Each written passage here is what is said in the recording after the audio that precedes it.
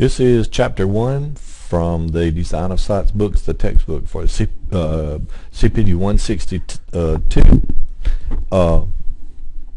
And chapter 1 is going to talk about good customer-centered design. Is the design of this website about focusing on the needs and wants of the customer, and is the customer able to use this website efficiently, and is the customer satisfied with their experience at using this website?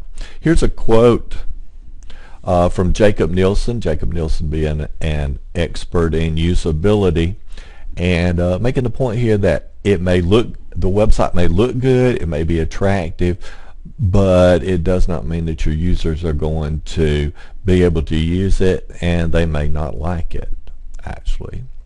For our first assignment in this class, there are 3 tasks. One of those, the first task I'd like you to undertake is looking at one of these websites. Pick one of these websites after you've completed reading the chapter, and also after you've listened to the gone over our PowerPoints here, and just write a brief 5 or 6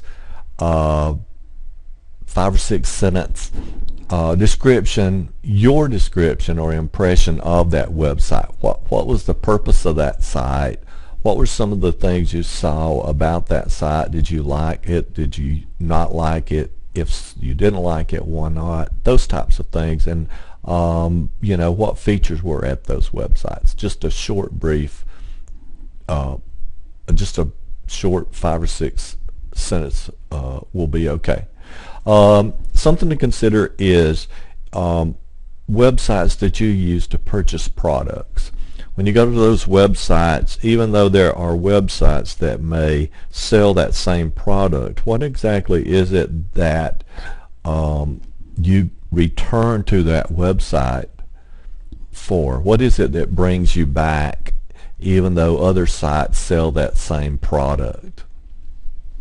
We're going to move on to talk about the evolution of web design, and the first generation, when the web first appeared, and was made available to the public and such.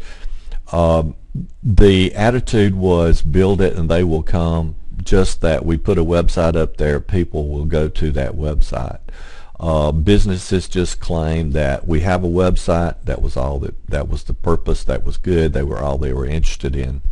And so there was this very little, there was a so what attitude about that, about whether it was a quality website, easy to use by the customer. It was all about just having a website, and very little effort went into consideration of the users or the customers' actual experience there. The second generation, companies started to sell online, and so there were interfaces had to become interactive, of course, and you had web designers that were quickly designing these websites.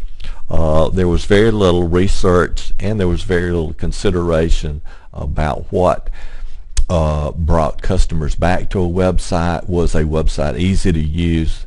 Any consideration of the customer, there was basically none there, other than the fact that yes, you could purchase through their website. So we had very little in design. There's very little consideration on the customer's experience at that site. Then in the third generation, websites become where they had a rank high in content. They had a lot of content on that website. They were easy to use. Performance was good. The pages quickly loaded. The functions, the application types of things that were built into the website worked efficiently.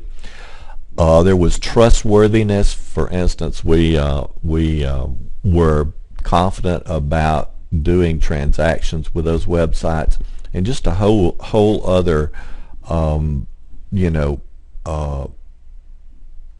attempt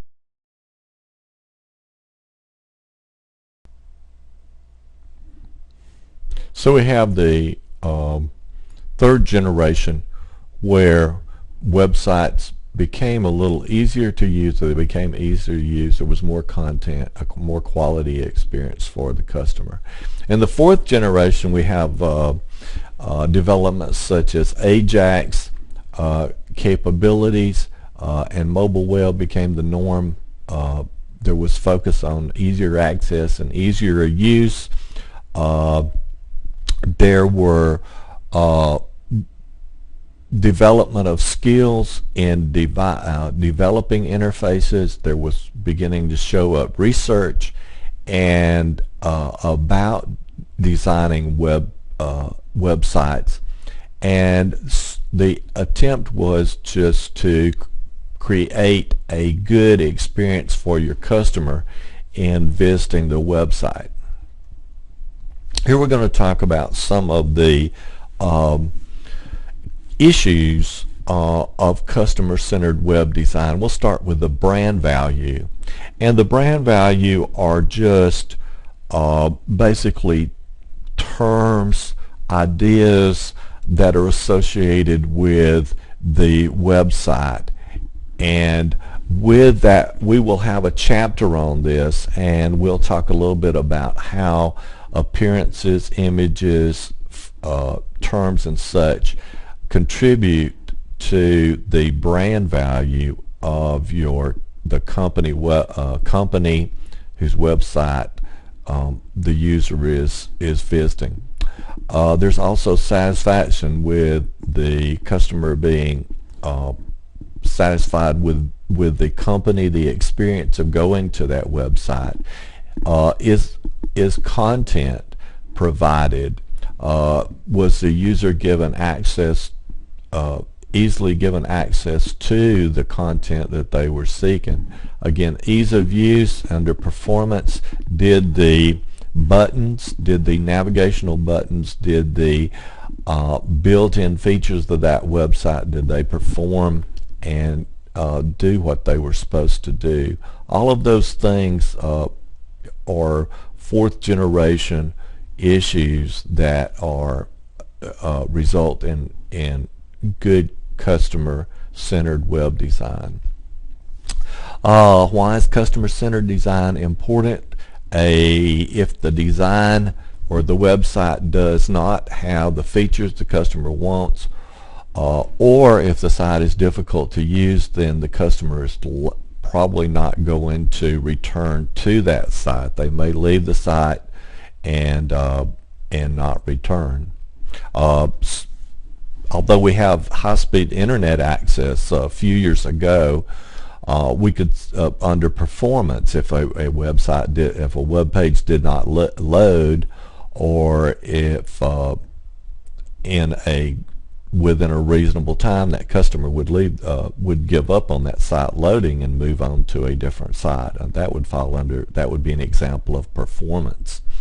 But anyway, was it pleasant for the customer? Did they get what they needed to do accomplished?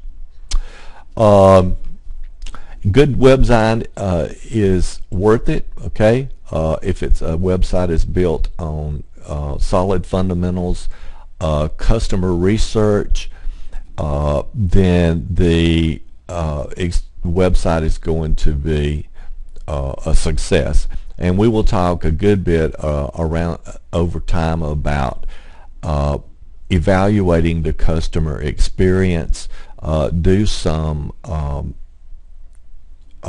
how to evaluate a website through observing the customer.